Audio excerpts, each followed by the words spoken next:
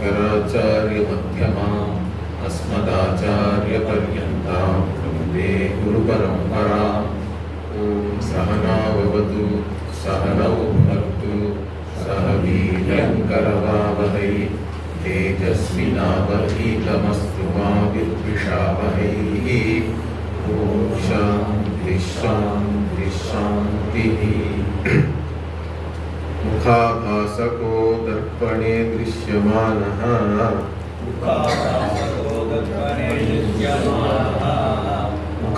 मुखत्वात् पृथक्त्वेन नैवास्ति वस्तु। चिदाभासकोऽधीषु जीवोऽपि तद्वत्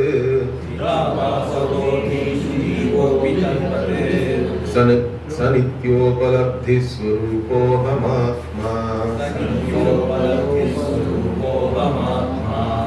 So this was the verse we saw yesterday. So basically the idea is that if Atma is the one which is lighting up everything, correct, or which is present in all the buddhi, let us say, correct, in all the manas, chakshu, indriya, etc., they are all active because of the Atma, if we say. And if that Atma is only one, then there is a doubt, correct?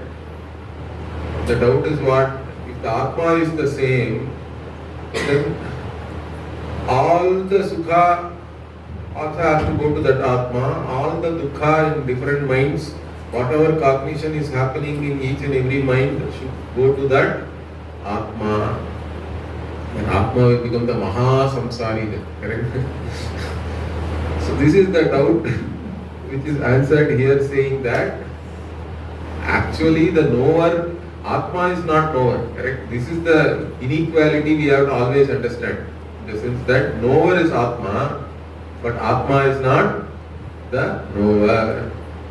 It's like saying beggar is actor, but actor is not beggar. Understand that? Our Pujya Swamiji used to always give this example to drive home the point that even while begging, the actor is actually a millionaire, correct? By begging only he became a millionaire, literally, because he is begging so well as an actor, and everybody is applauding also. As a beggar he is crying, but even while he is crying as the beggar, the actor is also taking all the applause and feeling very good about it.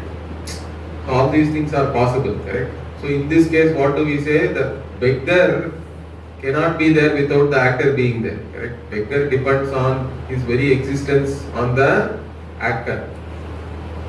But actor is not the beggar, is that clear? Unless he gets confused and whatever, which is the ignorance we talk about.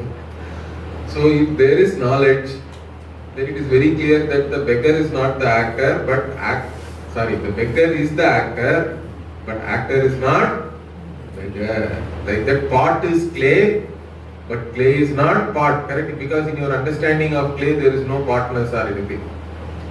This is the inequality. That is the Satyam Mithya, how it is related, you have to understand very clear. Mithya is Satyam, because Mithya cannot exist independently. But the other way around is not true. This you have to be always clear. So even here, let us come back to this. So if there is only one Atma, and there are then each and every, whatever is happening in each and every buddhi has to go to that Atma, and it will become Maha Samsari, you can say, correct? But that's not true. Why? Because all these things are all only Upadhi. The Upadhi Visheshas do not affect the Atma in any manner. Even the knower is only the Chaitanya which is appearing in the mind, we say, correct? That's why I told you even yesterday, everything is really Chaitanya only. There is a Vishaya Avachinna Chaitanya and Antahkarana Avachinna Chaitanya. The Antahkarana Avachinna Chaitanya is the knower. Vishaya Avachinna Chaitanya is the whatever known object. And then Antahkarana Vritti Avachinna Chaitanya is the means of knowledge. Now these three together only, then the knowledge itself takes place when they are in alignment. But everywhere this Chaitanya alone is there. Chaitanya only appears. So you can say in all this what you can say, the known object is Atma. The means of knowledge is Atma. The knower is Atma. But the other way around, Atma is not the knower. Atma is not the means of knowledge. Atma is not the known object. Is that clear? This is how this has to be very clear for you. Okay, now continuing what, even then now, okay, having said this, if Atma has no samsara, etc., now the other doubt comes. Okay, that is the interesting thing. In the Bhashya, this Bhashya is really very good, whoever has written this. The connection and all they have given very nicely between the verse. So if you now say Atma is not connected to any Sukha Dukkhadi, etc., because Atma by nature is asamsari, it has no issues with any of these things. Like even the actor is really not the beggar, correct? You can correlate with that very nicely. Then if there is no bandha, then there is no need of any moksha also, correct? Bandha abhava is there means there is no need of any moksha. If there is no need of any moksha means Shastra becomes anarthakaha. Shastra anarthakyam will come, correct? There is no need for any Shastra also. Why are you even teaching all this Vedanta and studying Upanishad, etc.? Okay, only one who is bound requires moksha or freedom. If you say that Atma is already not bound, why is this moksha required, or why the Shastra itself has to be studied for that purpose? So even one step further also you can go and say, the mind itself is jada. So the jada vastu cannot have any moksha, correct? Jada vastu does not require any moksha. Atma is nitya muktaha, nitya shuddhaha and all that you say, nitya mukta shuddha, buddha swabhavaha and all, you keep on saying that. So Atma also does not require any moksha. And then Chidabhasa, you can say that what the Chidabhasa is the Chit Chaitanya which is appearing in the body mind sense complex. Then we have to say moksha is only for that, correct? But then even that does not really exist according to you. So then what is the use of all this Shastra and all that is the question in general. Okay. So now the answer is what? Let us read this. Yata darpana bhava abhasahano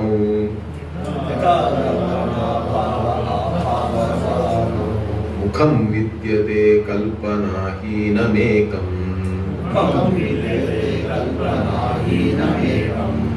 तथा दिवियोगे निराभासको यः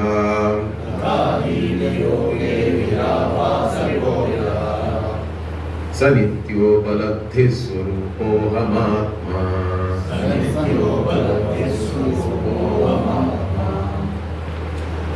So यथा दर्पण अभावे आभासहानो मुखम विद्यते कल्पना हीनम एकम.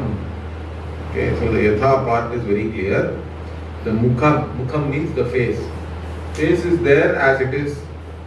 Whether there is any reflection or not, face does not have any effect on the mukha. Correct? The face is as it is. If the mirror is there, then the reflection is there. If darpana abhava means what? Darpana abhave abhasahano means what? If the mirror is removed or mirror is broken or whatever, let us say, destroyed, then the reflection also is gone. The reflection is destroyed or removed. Abhasahani is there. So tata sati, that being the case, what? But still mukham vidyate kalpana hinam ekam means the mukha is still there as it is. Because anything, whatever the distortion, etc., is there only in the reflection. Assuming that it is some concave mirror or convex mirror and all that, the reflection can look in any manner, but that does not have any effect on the actual face itself. The bimba is not affected by what is happening to the pratibimba. That is the idea here. Similarly, it is said, tatha dhi viyoge nirabhasakaha yaha. So once the once you have this Viveka Jnana, correct? Yoga here can be taken in two ways. Okay? One is every night when you are sleeping also you have the yoga, correct? You are now more associated with your mind, etc. Because they resolve temporarily at least. At that time also you are there as you are without any, the Chaitanya is not any, once the mind is gone into an unmanifest state or it has resolved temporarily, there is no Mano Avachinna Chaitanya also is not there. Correct? The Chidabhasa is not there. So then it becomes Nirabhasaka. Means still the Atma is there, the Chaitanyam is there as it is, without any reflection or any appearance or manifestation.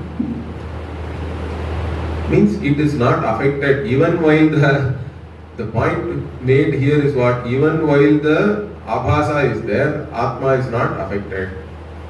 Once the Abhasa is gone also it is there as it is. So from all these things, what we understand is the Atma Ajnanam, also that is the question we even addressed it before, correct? The self-ignorance is for whom? If you ask, you cannot say that Brahman has self-ignorance. In reality, Brahman cannot have any ignorance or anything. He is always shining. But we say that Brahman is covered by ignorance. And of course, Brahman being Ananta, how can anything cover it also? That another question will come. All these things, people have asked all these questions already. Understand that? Because then whatever it covers it also has to be Ananta. Then there cannot be two things which are Ananta. This also is another problem. So how can anything cover Brahman?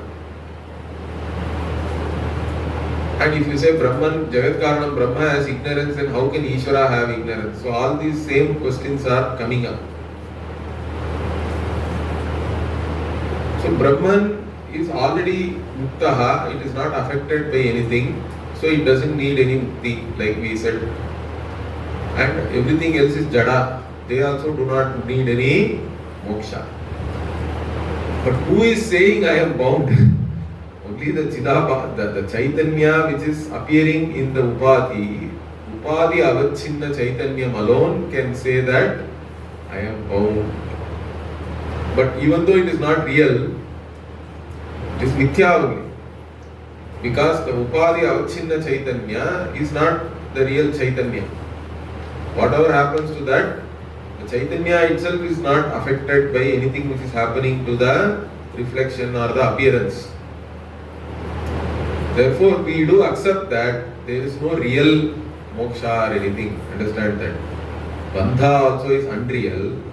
Moksha also is only equally real or equally unreal. This is accepted position in the Siddhanta. And this is there in a very famous Mandukya Karika also. Correct? Nabadho. I forgot that Karika, it doesn't. But it's a very famous Mandukya Karika where Gaudapada Acharya is saying there is no guru, there is no student, there is no one who is bound, there is no one to be liberated and all that. Like that is the Siddhanta. That is the real Paramarthataha. In reality, if you see, there is no one who is really bound or who is really getting liberated, and there is no student or there is no Acharya and all that. But that is the Paramartha Drishti. Only in the Vyavahara, we have all this Guru Shishya Vyavahara itself is only Mithya, we say. And it is like, then you can still ask, is Veda also like that? Means, yes, Veda also is only in the Vyavahara. In fact, Veda itself says that. Even in the Brihadaranyaka and the Swayamjyoti Brahmanam, it is one portion is there, correct? Veda is Aveda, Pita is Apita, like that it is there. Putra is Aputra. So anything which you are connected through karma or any factors of action and all that, none of that is there in deep sleep also, correct? In deep sleep also it is there, in moksha also it is the same thing. So there the moksha and the deep sleep state are talked as though they are one and the same, because deep sleep is the closest we can understand the moksha. The moksha sthiti for the deep sleep is the closest. So the deep sleep is taken and said the same things are applicable to Mukta Purushaha also. The same thing is said in the Brihadaranyaka Upanishad also. In that, even the Veda becomes Aveda. Veda is no more Veda. Because in deep sleep, you are not even a Pramata, correct? Then why do you even require a Praman? You don't require any Pramana really. The other point is, if Veda is not real, how can it then give you knowledge? This is another question people raise. Then whatever Veda says also will become false, because you are saying Veda is not real. We say that to get you out of the dream, a deep dream tiger is good enough. Okay? This dream tiger analogy, Bhashyakara uses in the Gita Bhashya. So he says that Veda is like a dream tiger. It is good enough to wake you up, correct, from the dream. Like that, Veda is the Antyam Pramanam. It helps you to give you this knowledge. Once you wake up, you find that you are not even a Karta Bhokta, you are not a Pramata, you are not even a knower. In reality, the status of being a knower also is dependent on a known being there. But all these things again are only relative, and they are not also Satyam, they are only Mithya. So that is the Drishti, that is the Ekatva Drishti. So once you are a Jnani, you understand that even everything is only Mithya. Correct. The Samsara also is Mithya, Moksha also is equally Mithya. That is the Jnani's Drishti. So everything is only due to this Atma Ajnanam, and once this Ajnanam is gone, then equally everything else is also Mithya, we understand that. So there is no, that is the Bandha Moksha are not Paramarthika, that is the Siddhanta. Understand? That Siddhanta is what we have, and therefore within the Vyavahara only, Shastra is relevant and Shastra is useful. And Bandha also is in Vyavahara, Moksha also is only in Vyavahara. It is all only in the transactional world. All of them are ultimately not real. That is the Siddhanta. Okay. Now, next verse here. You are saying that the Atma is separate, correct, from Buddhi, etc. But then there are others who say that all this body only is Atma. Even the current scientific thinking is what? Physical body itself is the self, correct? And even our Charvaka people were there. What did they say? Rinam Kritva Dhritam Pibe Basmi Bhutasya Dehasya Punaragamanam Kutaha. Okay, so once the body is burnt into ashes, it is not going to come back. Only this body is the Atma. So take loan and drink ghee. Okay? You drink ghee with your own money. If that is not enough, you can take loan and also drink the ghee. Because once this Deha is gone, you don't have anything more. Nothing else is there really. So that means the Dehatmavadi or even Indriyatmavadi, Manas is the Atma, like that there are different people are all there. They are all discussed in our Shastras. Even Bhashyakara also takes up all these views in the Swayanjyoti Brahmanam, the Brihadaranyaka Upanishad. So all those things are negated. Now what is the Anumana we use for that? The Anumana we use for that is the Jyotis only. Jyotis is the Anumana which is used. Because the Swayanjyoti Brahmanam is a very interesting Brahmanam in Brihadaranyaka. What it says is, for any activity to take place, there has to be light. Okay, that is how. Of course, whether that light is a physical light or not and all, it doesn't discuss. It says that there has to be light. Only in light, Vyavahara happens. Correct? Normally, when does this Vyavahara happen? Means when the sunlight is there, all Vyavahara are happening. Okay? So, sun is the Jyotis to start with. for all the activities which are happening here. It even says that you get up, you walk, you sit and all that. It says palayate, aste and all that. Okay, but when sun is not there, what is the jyotis? That is the next question asked. And moon is there. In the moonlight only you do all the activities. If moon also is not there,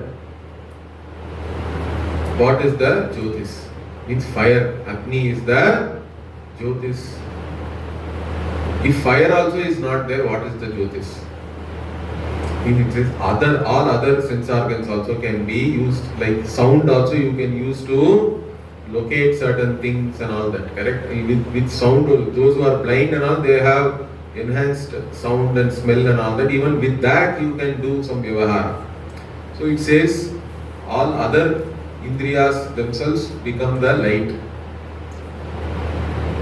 Okay, in all these things, from this what is the vyapti we gain? Okay, for Anumana, is that always the light is other than the body mind sense complex. Is it clear? In all these things, first the Upanishad lists all these things. Then Bhashyakara makes a vyapti out of it. In the Bhashya, you see beautifully, he says that from all these things, what do we understand?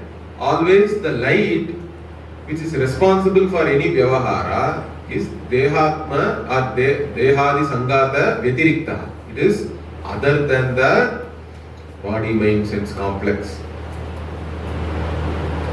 Now the next, where does it go next? It goes into dream. Now in dream, what is the light? Whose light is there in the dream for all the dream vyavahara to take place? Where is the light coming from? Means, again there also, using this Anumana, he says, the mind itself cannot give that light. Okay?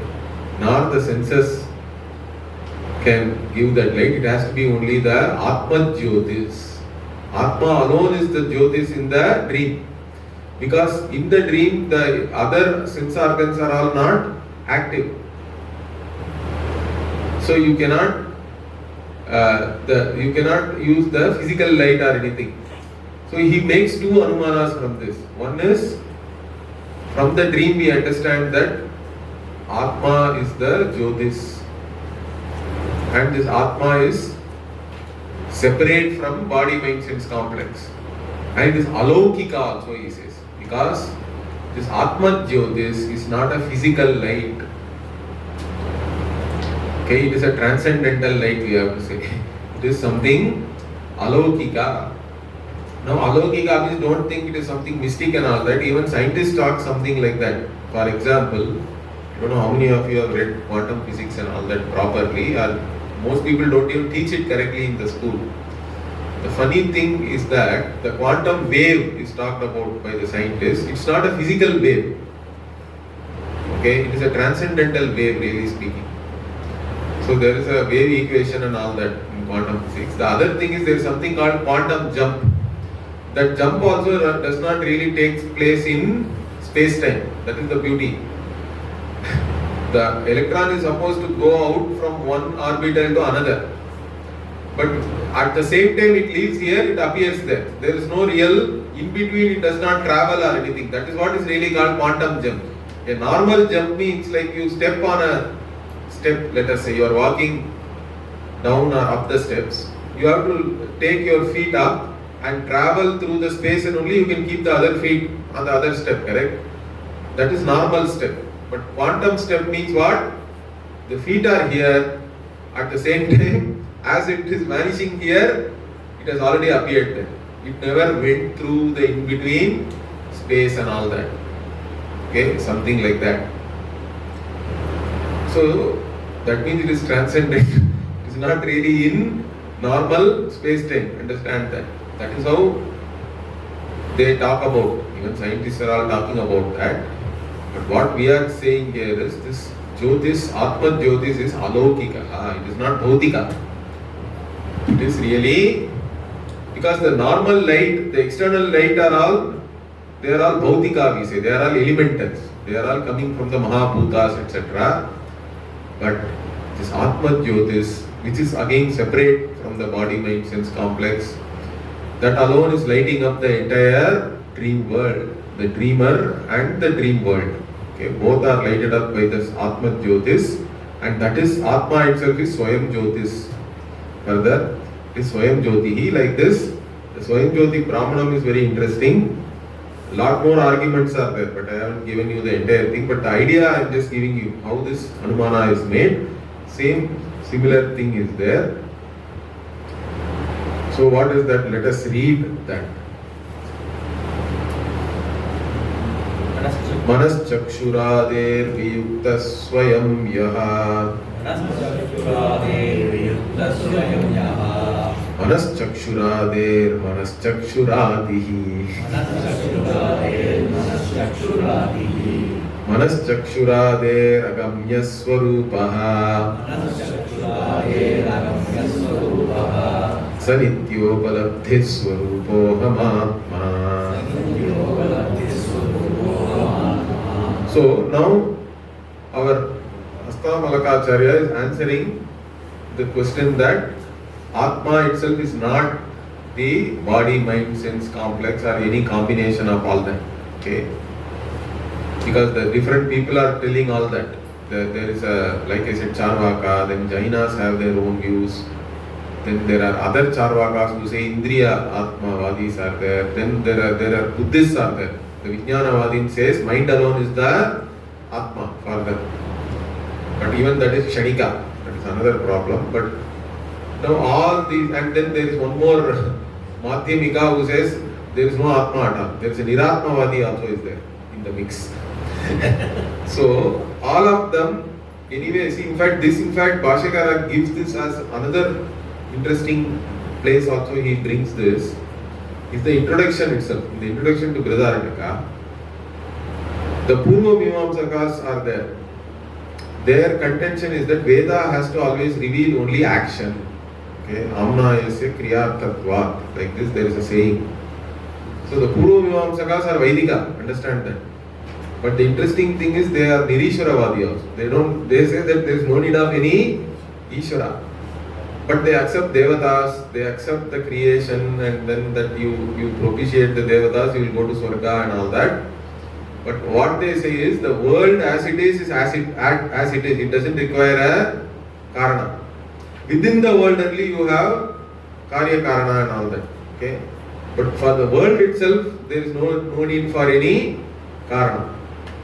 Therefore, they don't have any Ishvara.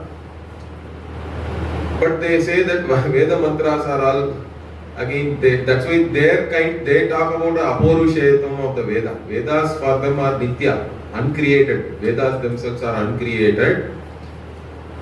And they have their own views. But in that, one of the main thing is that Veda can only reveal action, karma alone.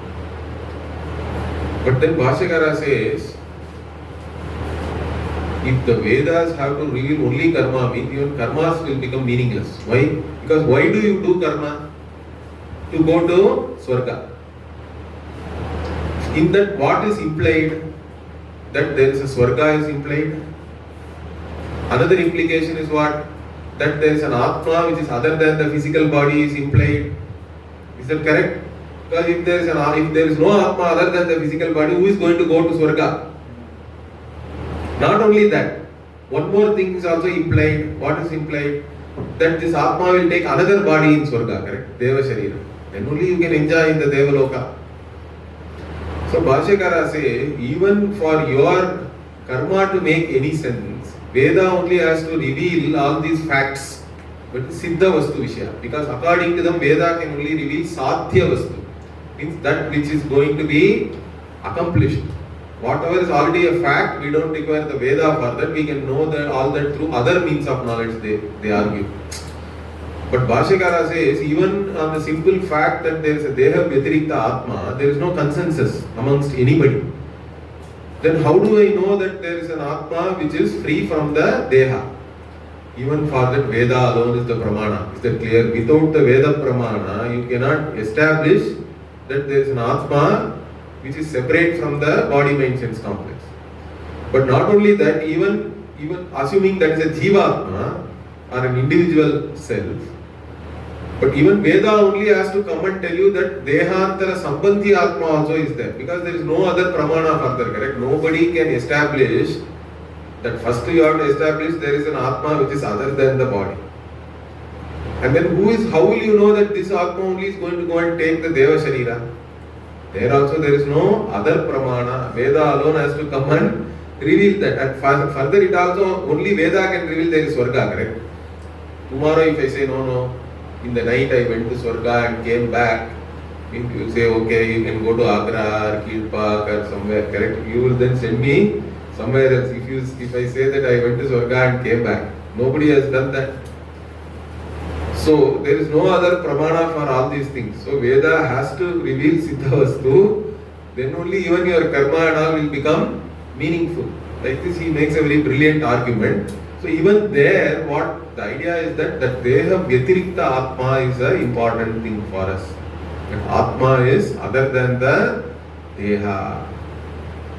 Okay?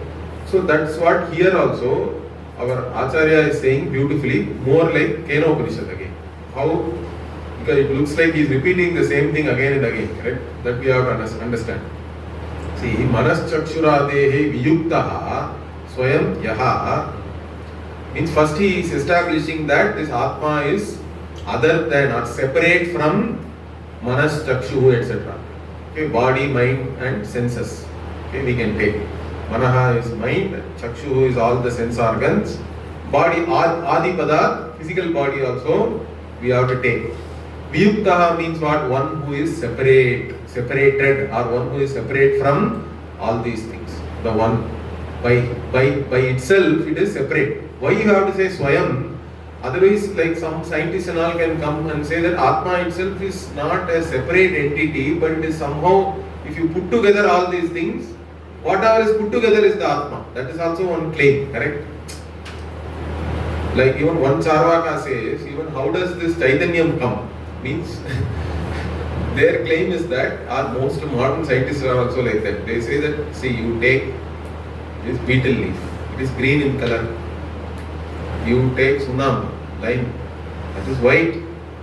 Then you take betel nut, it is some other color, brown color or whatever. Now what do? You mix all that, now you get red color. Like that, you bring all this Deha, the senses and mind and all that and put together, then Chaitanyam comes. Chaitanyam is only a dharma of all these things. So like this also there is an argument. That's why the Swayam word is very important here. Atma as an entity exists by itself. It is not like an epiphenomenon of matter or anything, like you put together different chemicals. Modern scientists are like that, correct? They think that different electrical signals and chemicals together, coming together in the brain, somehow produces cognition and all that. If that is the case, then how does the reverse, how it is affecting and all, they are not able to account for it yet. Okay? Because we have a whole class of disease and all called psychosomatic.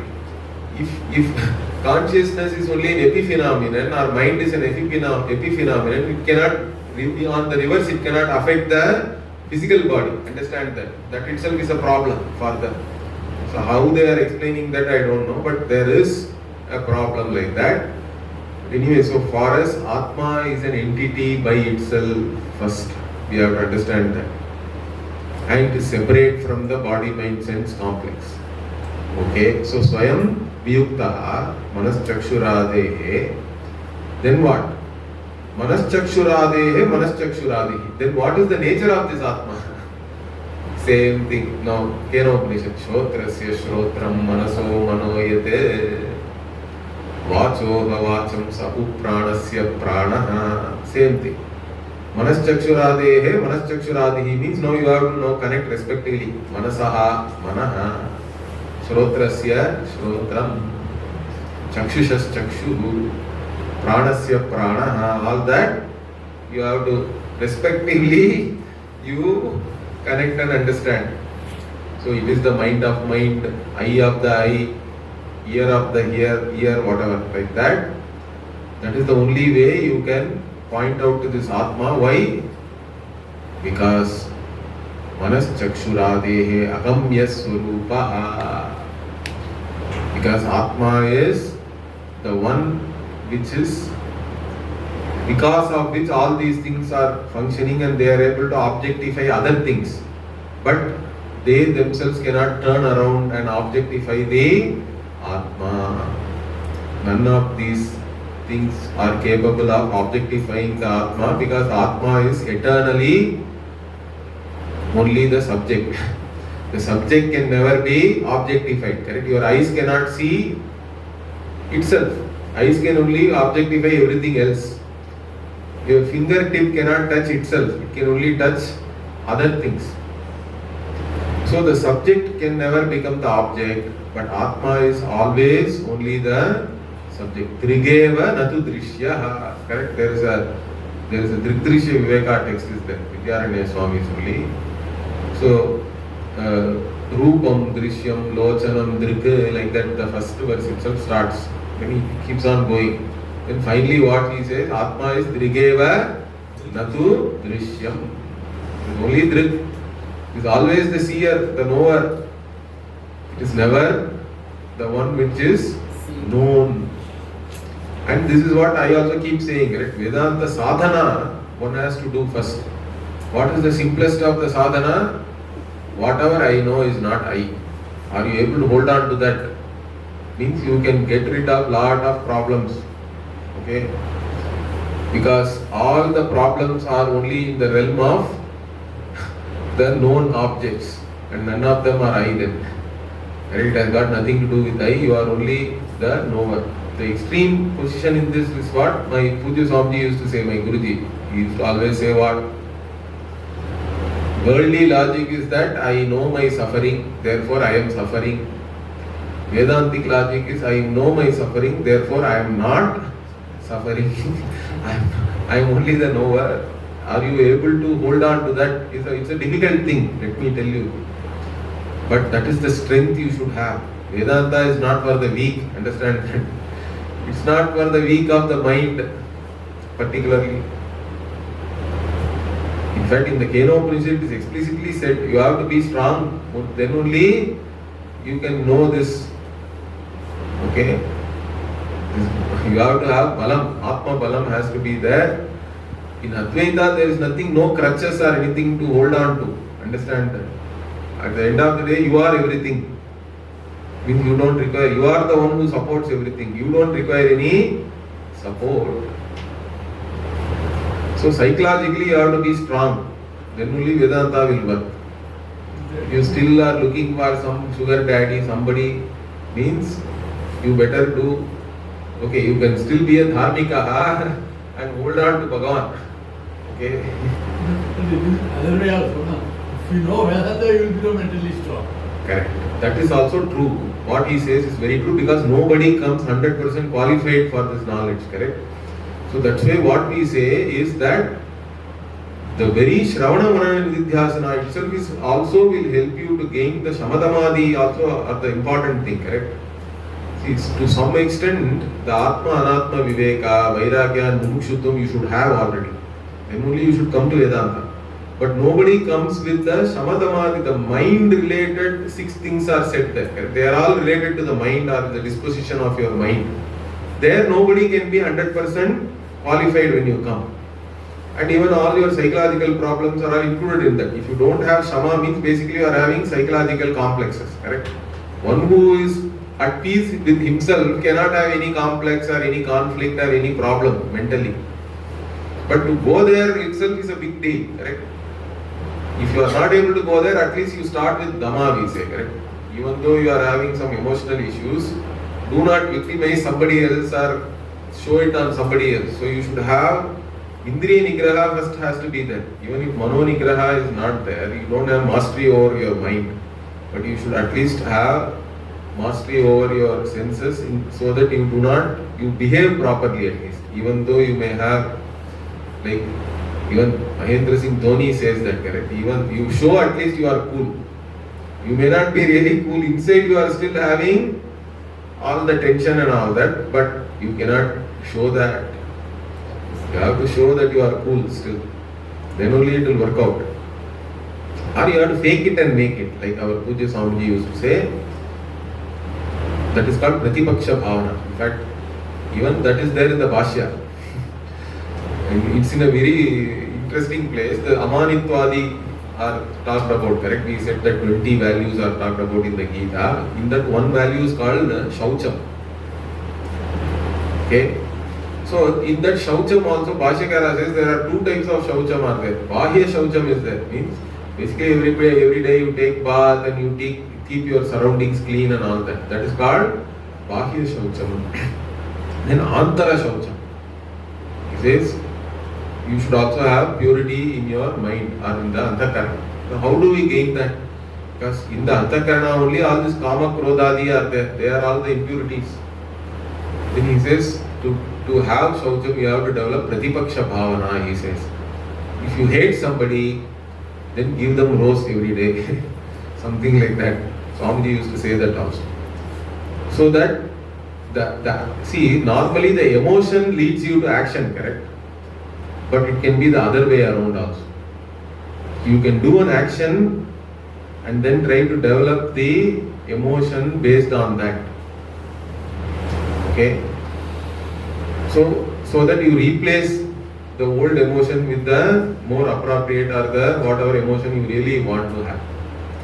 So that is the Pratipaksha Bhavana, which is a very important thing. In the Shastra also it is said, but that is what will help you gain. As a sadhaka, this Pratipaksha Bhavana is very important to cultivate, so that anything which you think is a problem, you develop the opposite of that, so that you are free. Okay? At the end of the day, you have to be free. Anyway, so here, this Atma itself cannot be objectified by any of these things. Because Atma is always behind all of them. That's why it is called Pratyek Atma also. Correct? This Pratyek means innermost self. In inner self, why do we say? Because it is inside all this mind and whatever. Atma can objectify all of them, but they cannot objectify the Atma, because Atma, that's why it is said as Shrotrasya Shrotram, Manaso Manaha, etc. And this is explicitly said also in the Shastra, correct? Yato vacho nivattante apraapya manasa saha. Of course, so we are telling that to show that Atma cannot be objectified. But this is used in modern Vedanta to say that don't study the Shastra. Okay, that is the sad part. Yato vacho nivattante is true.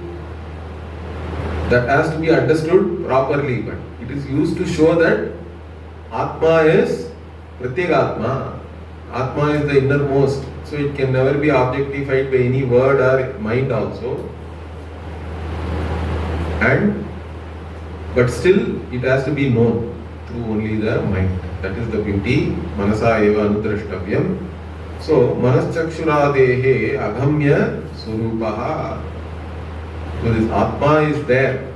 It is not any of these things, body, mind or senses, etc. or a compound of that. But it cannot be objectified by any of these things. Okay. And it is of the nature. The Nitya Upalabdhi Swarupoham Atma. That part is the same. Already we have discussed that. So if that is the case, then there is nothing called Atma. The other guy comes. See, because to know something exists, I have to objectify it. This is one argument now. The next connection is like that. So, like the Buddhist says there is no Atma, correct? There is also one guy, the Madhyamaka says that Nairatmyavadi, they are called. In fact, all the Buddhists are really Nairatmyavadi only. At the end of the day, they say there is no real Atma. But some of them accept the mind or even some of them accept the external objects and all that also. Okay? So, but there is no Atma is a contention. Why? Because you cannot see the Atma. Atma is not the aspadam for asti. Asti, you have to know, correct? Gataha asti, pataha asti, like that I cannot say consciousness asti, Chaitanyam asti, like that. Nobody is able to objectify. If you are not able to objectify, then it is not there. How are you going to know? You yourself you have said just now. Manas chakshuradehe agamya swarupaha. It is agamya. It cannot be known by mind, etc. So then why are you studying all this Vedanta? There is nothing called Atma really. If you say like that, then what the Acharya is now answering that question. Ya eko vibhati swatah shuddha chetaha prakasha swarupopi nanevadhishu Sharamodakastho yatha bhanurekaha Sanityopaladhi swarupo hamatma Vidya ekaha vibhati. So this Atma is only one and it is shining. Like even the sun is shining, correct? But it is also shining in those whose mind is pure. So when we say, this is the other part. The first part is what? Atma cannot be objectified by any sense organ or the mind. That is fine. But the Upanishad itself comes back and says that Manasa eva anudrashtavyam. So how do we understand this then? Again when we say Manasa, what kind of a mind also Bhashyakara adds there? What? Guru Shastra Upadesha Samskritena Manasa. So the mind which has been purified by the teachings of the Shastra and the Guru, and also which has been purified by some sadhana. Right? Basically the sadhana sushtaya one has to gain. So a qualified mind which has been exposed to the teaching, through that mind alone you can know, because the mind, if it is pure, then it will reflect the Atma as it is. That is the idea. It cannot still objectify it, but the Chaitanya which is manifesting in the mind which is pure will correspond to its true nature. That is the idea here. So you cannot say that there is no Atma. This Atma alone is shining in the mind of the jnanis also, those who are pure, Shuddha Chetaha, those who have this qualification to know this. So here again the important point which even Bhashyakara makes is, you don't have to objectify the Atma to know it. This is said technically, this is said in a different manner also. What is said is, whenever knowledge takes place, we say that there is something called two things happen, we say, simultaneously it happens. One is called Vritti Vyapti, another is called Phala Vyapti. Okay, so I am just introducing some terms for you.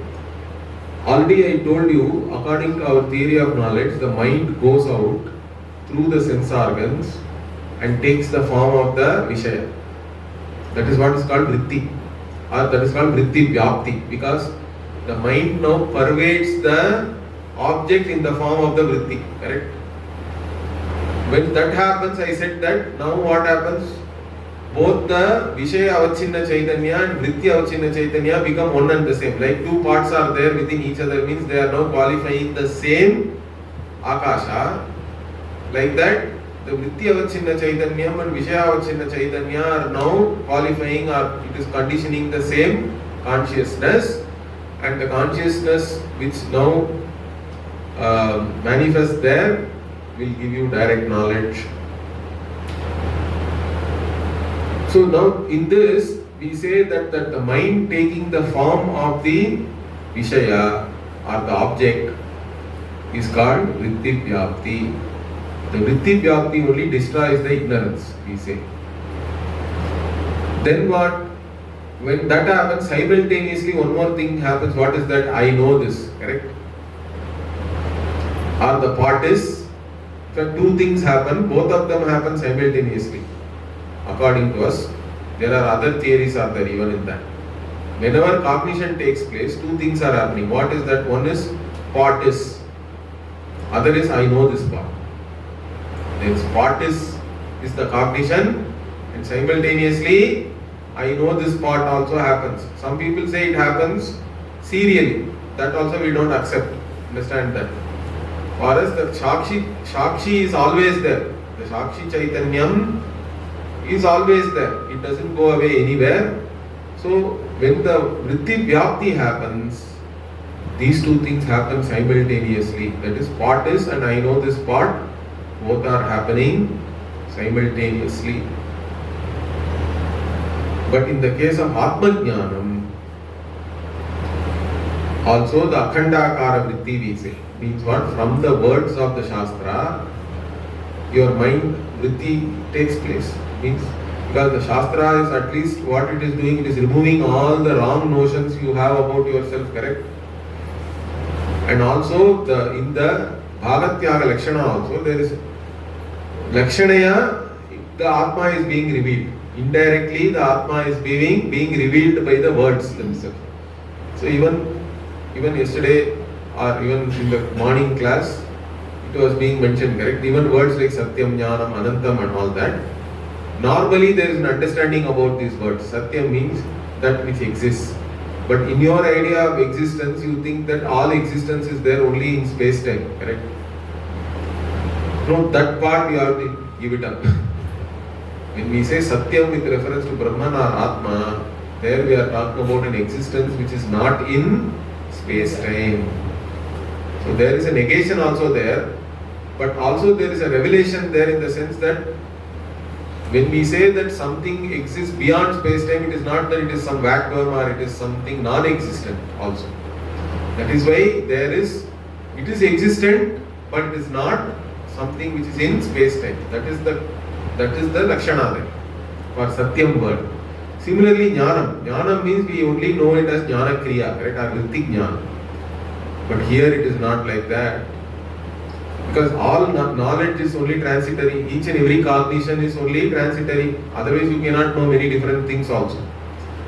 One cognition is always replaced by another just by turning your head or something. That's all it is required. So, that is how we know that Jnanam means it is always something which is transient or transitory. But here when we say Jnanam, it is not related to this Jnana Kriya alone. It is about the consciousness which is always shining and which is lighting up this Manovritti also so that the cognition takes place. So that is what is called Jnaptihi, like that also Bhashyakara. When Jnanam is there, it is not taken as knowledge which takes place. Here knowledge which is always shining. Jnaptihi it is called. Bhashyakara uses the Jnaptihi like that, a new word he brings in and says that it is called, or it is the knowledge as your very nature. Swarupa Jnanam we say. There is a Vritti Jnanam, there is a Swarupa Jnanam. The Swarupa Jnanam, the nearest analogy we always give is of the sun only. That's why you will see that here also, or even in the Bhagavad Gita, all these places sun is used as a big analogy because sun is always shining. Like I said, even when you ask this question that how can ignorance cover Brahman, the answer given for that is it is like the clouds are covering the sun, correct? Cloud is very small, sun is so big, but still from a particular standpoint, the cloud can cover the sun or not. Is it clear? So from the individual standpoint, Brahman can still be covered by Ajnanam, even though Brahman is Ananta. Another interesting thing also in that analogy is that the very cloud itself is visible to you only because of the sun, even though it is covering the sun, correct? That means sun is not opposed to the cloud. Like that, even the very Ajnanam that I do not know also you know, only because of the Atma Chaitanya. So Swarupa Jnanam is not opposed to Ajnanam. Understand that. That is another important thing you have to understand. Atma is truly, it is avirodha. There is something called avirodha. This also is taught by Gaudapadacharya in the Mandukya Karika. Tair ayam na virudhyate. Like that he says. Parasparam virudhyante. Tair ayam na virudhyate. He is talking about avirodha yoga. If Atma is not opposed to anything, really speaking, Atma just shines and it will also light up anything which is there. That's all. It is not opposed to anything. So it's not, the Swarupa Jnanam is not opposed to Ajnanam. Even though the means negative particle, means you may think that it is associated with jnanam. Really, it's not like that. That's why we interpret it as jnana virodhi. Ajnanam, there is not absence of jnanam also. It is jnana virodhi, means that which covers, like the cloud, okay, and which has to be removed. Then how do we remove? Only vrittik jnanam can remove the ajnana.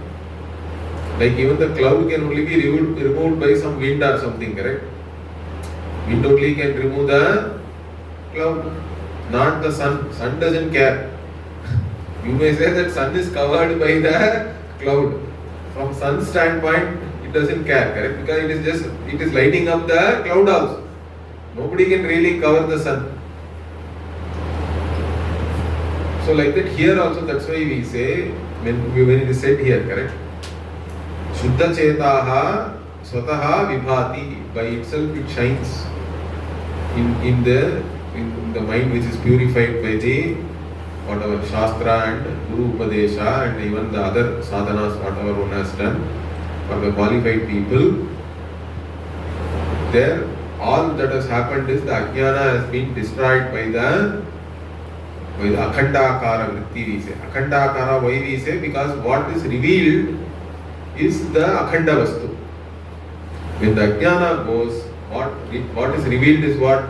That there is no dvaita, there is no plurality. So that is what is revealed here to those who have the mind which is prepared already, which is qualified.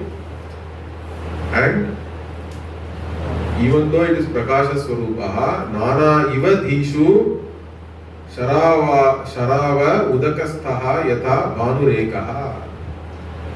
So the other question is, if one person becomes jnani, then everybody should become jnani. Even that is not true. Understand that. It is again the magician and all that onlooker example we can take analogy. Just because one person understands the magic, it does not mean that everybody should understand. Okay? But the magic is only one. But for some of them still there can be an avarana, for others it need not be there. Because ajnana is not something real which goes away so that everybody will get the jnanam, etc. So there is still this only one atma, whether it is shining in an ajnani's mind or jnani's mind. Understand that. It is the same atma, nana iva dhishu. So like there are many intellects, like even many upadhis, like sharava means some plate. So sun can get reflected in a plate, or it can get reflected in some body of water. Depending on how polished that plate is, the reflection is going to either it will be as true to the bimba, or in a water it may not be that true to the whatever the original, correct? That is what we are saying here. Just because one upadhi is able to reflect it true to the original, all others also will not be able to do the same thing. Is that clear? So from this everything, all your questions will get answered. So it is all only upadhi veda. Bhanu is only one. Yatha bhanuhu ekaha. So again the sun analogy only is given here. But in all these things, I am like the sun. That is the final thing. I am shining as I am always. None of the upadhi, veda, or what even the status of the upadhi and all really does not matter. Okay, we will continue the next class. Om Purnamadah Purnamidam Purnat Purnamudachyate Purnasya Purnamadaya Purnameva Vasishyate. Om Shanti Shanti Shanti. Hari Om Shri Gurubhyo Namaha. Hari Om.